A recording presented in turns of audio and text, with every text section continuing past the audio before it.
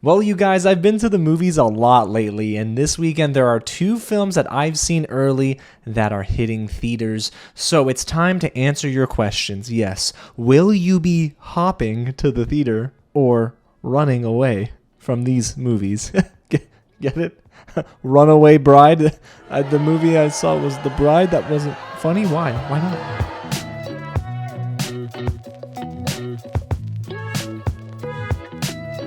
What's going on, you guys? James here with another real review, or reviews plural, because yes, today we're breaking down my thoughts on two films, Hoppers and The Bride. A huge thank you to Warner Brothers Pictures for giving me the chance to watch The Bride early for review with one of my good friends, Austin Putnam, fellow critic and friend in this market. Also, I got the chance, thanks to Disney Pixar, to see Hoppers in theaters with families. And y'all know it was a film that'll grab their attention because the kids were not yelling, but they were laughing and smiling. But we're going to get into all my positives and my negatives, and I'm going to answer the question you probably have: which one do I see this weekend? But before I get into that, if it is your first time here at the channel, welcome to Real James, where I love talking about movies, TV, and all the news in between. So if you do too, hit the big red button below, subscribe to the channel, tap on that bell, and like this video so fans of cinema will find their way to this channel. And yes, if you're here because of my Love is Blind recaps, God bless you. I thank you for supporting the channel. Don't worry, I got my reunion recap dropping next Wednesday too. So it's going to be a fun time, guys. But now, let's get into two films that I saw. I want to start with The Bride. And I saw this in an IMAX, digital IMAX setting over at my local AMC theater. It was a packed screening, and people were cheering. But I wasn't one of them. Oh, okay, what? Not yet. I can't get into the negatives yet. We're going to get into who directed this film. It's Maggie Gyllenhaal, sister of Jake Gyllenhaal. And Maggie also wrote this film too. And it's starring Jessie, Buckley, who plays Ida, otherwise known as the Bride, Christian Bale, Frankenstein's creature, Annette, who plays Dr. Euphronius, and Penélope Cruz, who plays Myrna Mallow. And this film is a lot. Like, if you are coming into this looking for a drama, a grounded, you're not getting nothing grounded, okay? I mean, there are some people that will be on the ground, but this film was interesting, for better or for worse. It's 1930s Chicago, and Frankenstein needs Dr. Euphronius' help to create a companion who comes to be known as the Bride. They give life to this murdered woman named Ida, which sparks romance, police interest, and a lot of rioting in the streets, especially in the third act. But this movie it's like an original idea, but using some elements and familiar characters we know from many, many years ago. I mean, the movie literally opens with Mary Shelley, I believe her name is Mary Shelley. Oh, please correct me if I'm wrong in the comments, but the author of Frankenstein. And it's very weird. The first 10 minutes of this movie will set the stage for the rest of the film. And yeah, it's an odd one, but it's unique. And now I want to get into my positives, because that is one positive about this film, is that it is very unique. I have not seen a Frankenstein or a Bride of Frankenstein story come to life in this way before. Maggie Gyllenhaal takes some huge swings. A lot of them don't land, but I do appreciate the different approach to a story we're so darn used to hearing about and seeing about. We've seen like 10 Frankenstein movies in the past 6 years, I feel like, but this one is separated from the rest. And what helps separate it is the great costume design and makeup work. The entire team, both teams, do an amazing job. It's going to most likely be nominated for some awards in these categories. But that's because there was a lot of intentionality in setting different scenes. And of course, you're in 1930s, right? You're in that era in the 30s. So you got to make everyone look the part. I thought Frankenstein's makeup looked really good. It was kind of gross, but cool because of how much hard work went into it. And then the Bride with the trademark blood, like the black blood on her very pale skin. So it looked and it felt fresh, and visually it was pretty good.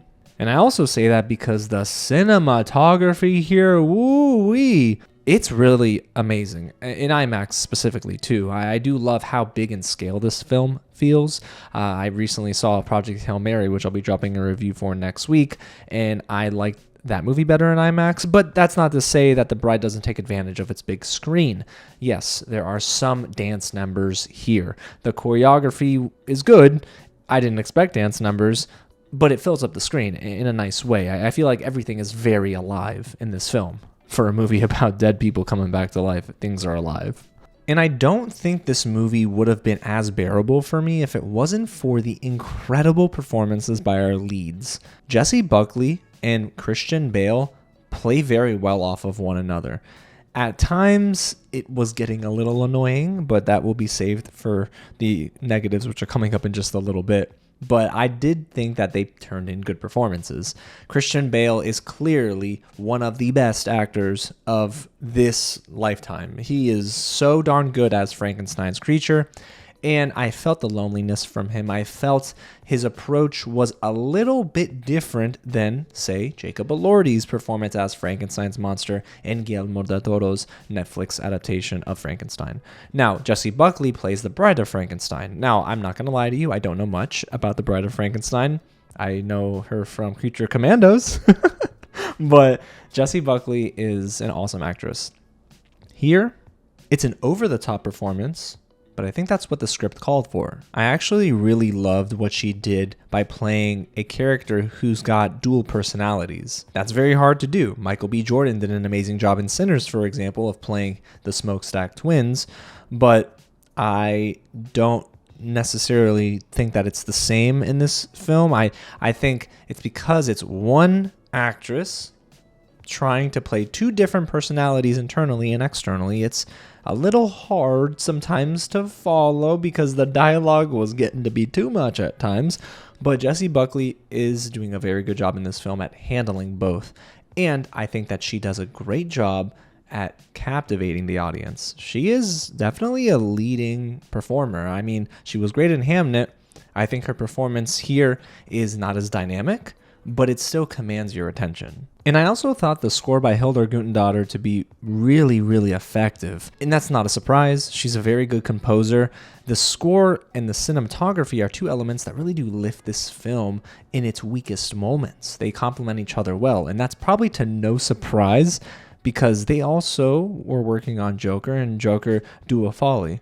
And I think that is a very interesting idea as to people making the comparisons of The Bride to Joker, but I get it. But when it comes to the rest of the movie, this is where we got to dive into the negatives, because The Bride is a film that takes huge swings, like I mentioned, but unfortunately not all of those different risks paid off by director Maggie Gyllenhaal.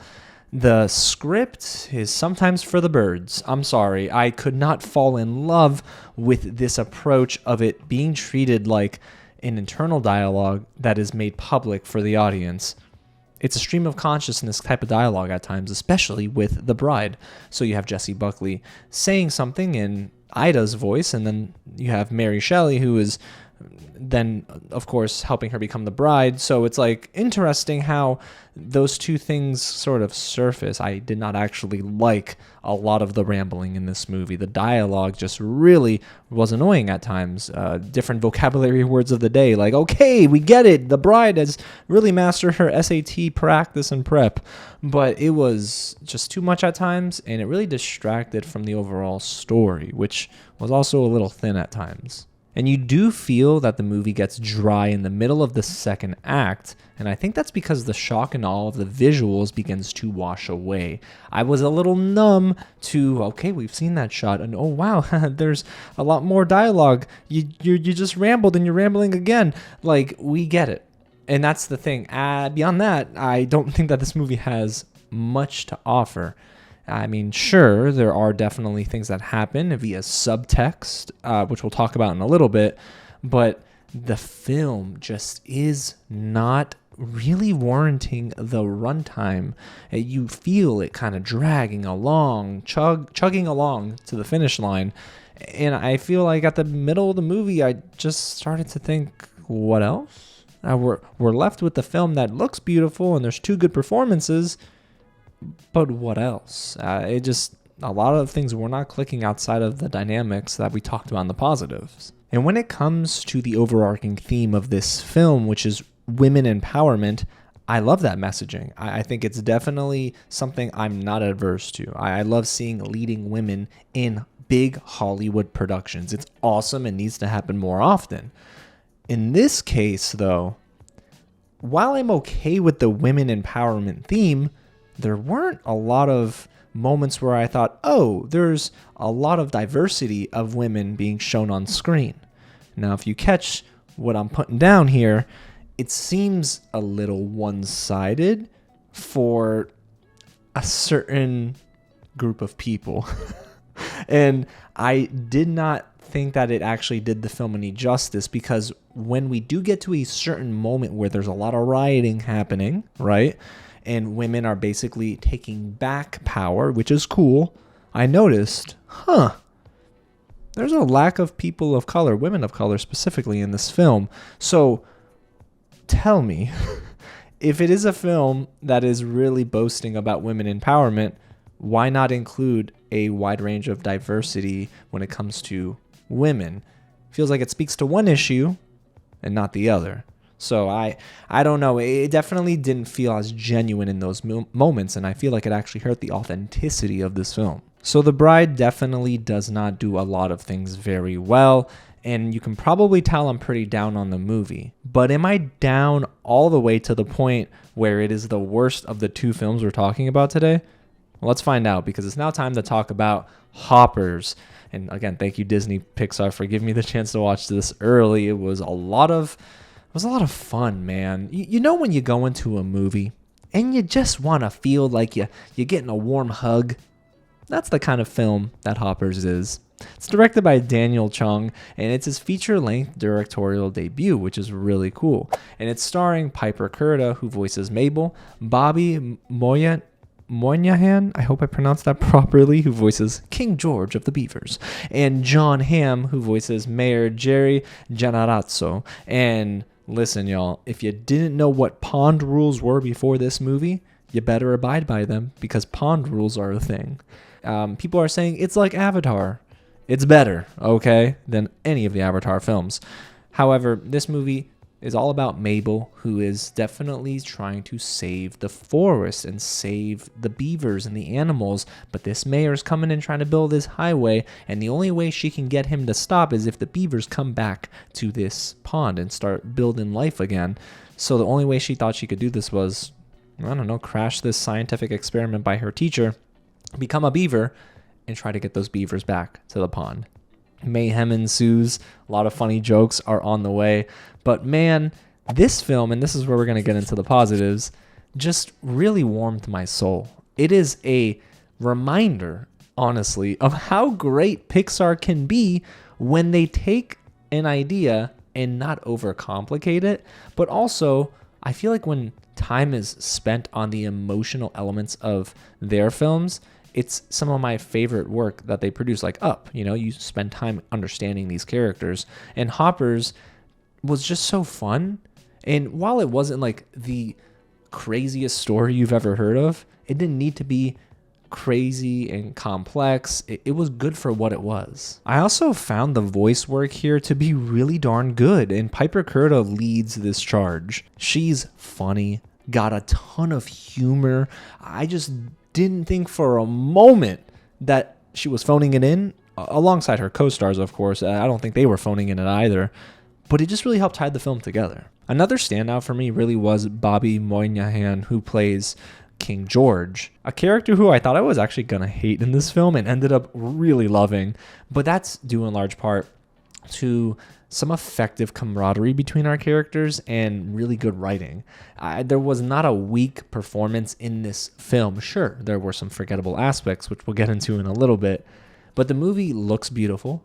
It sounds beautiful. Shout out SZA for that song, Save the Day. I've been listening to that thing on repeat, but everything blends together very well. This is a very good watch on like either a rainy or a sunny day. You don't have to be in the mood for Hoppers. You just sit down, hit play, and let it hug you. That's what it feels like. And man, I never thought I'd love beavers so much, but here we are with hoppers. And what I love is that this film is very good for children and adults. Sometimes I won't be able to connect with a Pixar film or an animated film as much at my age, but I will defer to the children and do they like it. But no, I'm okay to take a stand here and say, as an adult, this film works. It reminds you of how to treat your neighbor, to be humane, to love one another, in ways to work with those whom you would consider to be your enemy.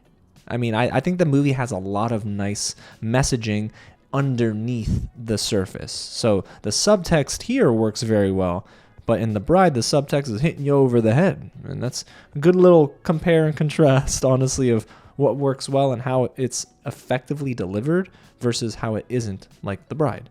But Hoppers does a very good job at giving you that sense of wonder, but also just it makes you feel like a kid again. Like there's a nostalgic feel to this film. I don't know why, but it works. Now, when it comes to the negatives, I don't have a whole lot, but I will say the story itself is a bit too forgettable. Like I didn't walk out of the theater thinking, oh my gosh, this story it blew me away. It didn't. It was a little forgettable at times, and I hate to say that there were some moments in the middle where they were sort of coasting, and that's to be expected sometimes in a film like this, where, especially as an adult, I'm viewing it through my lens. They can't give you groundbreaking scenes that might take a little bit more comprehension behind what's being said for a film that needs to be accessible, and Hoppers needs to be accessible. So there were times where I'm like, all right, I get it. We're going through the motions. This is going to happen, predictable. But hey, at this point, it's not the biggest negative in the world, because sometimes you just need some movies where you can sit down, eat popcorn, watch a film, and not really think too hard. And that's what I do appreciate about Hoppers. However, like I just mentioned, though, the story still has enough to offer to justify its runtime. I also thought that the film could have been a little bit longer in moments, but not like longer overall, if that makes sense. I wanted to maybe spend more time with Mabel in the flashback sequences to get a better sense of her and her grandmother and her family dynamic. I thought that they could have went in a certain direction in the first act that they didn't go in, and I can't say it because it's a spoiler, but it has to do with Mabel and her grandmother, and it would have maybe hit harder. So I was hoping that the emotional beats would have hit a little bit harder, and we just didn't get there. And I'm like, all right, well, we've got Up, we've got Toy Story, that's fine. I can go to those films for a harder emotional punch, but it was fine for the most part. So you've heard my thoughts now, right? Positives, negatives on Hoppers and The Bride. But which one is worth your time this weekend? Two wildly different audiences, and your expectations have to be set differently for both films. The Bride, more mature audiences, a punk rock vibe. You have Hoppers, that is very accessible. It is a warm hug, and you can just sit down and love it at any time of the day in any season of life. But I will say, Hoppers is a better produced film. It is put together much better than The Bride. The Bride takes risks. It's going to be divisive. But the biggest issues with The Bride outweigh the biggest issues with Hoppers. So for me, Hoppers is worth your time this weekend at the theaters. I wanted The Bride to be something that I think could have been one of my favorite movies of the year, but instead it ends up being like a 2 or a 2.5 out of 5. And the only reason I'm giving it even that high of a score is because of the performances by Christian Bale and Jessie Buckley. Now Hoppers would get like 4 beavers out of 5 for me, or 4 log emojis. That's a joke in the movie. But the movie is just, it works better in the boundaries it sets up for itself than The Bride. The Bride will take huge swings, but it's striking out more times than Hoppers does. So I do recommend Hoppers this weekend, guys. But if you do see both films, if you end up seeing The Bride and Hoppers, like if y'all got money like that, I'm just kidding. But if you do see both films, I need you to let me know down below in the comments which one you enjoyed more and why. Also, don't be afraid to tell me, hey, I disagree with you, because that's fine. Just don't yell at me, okay? Don't yell at me. But if you enjoyed my breakdown of both films and you can't wait for more reviews, because now, guys, hey, it's about that time. I got Project Hail Mary next week I'm reviewing, and of course Love is Blind's reunion for season 10. So the reviews are coming. I need y'all to stay locked in though. So subscribe to the channel and tap on that bell so the notifications let you know when I upload, so you can be here and we can talk about the movies and all the shows I'm going to be watching too. Alrighty, y'all. Well, there you have it. Again, Hoppers is my choice over The Bride. Both films offer things I like, but Hoppers offers more things that I love. So I would recommend that over The Bride, but I can't wait to hear your thoughts on both films when or if you see them this weekend. Alrighty, y'all. Well, again, thanks so much for watching. God bless you guys, and I'll catch you at the next screening.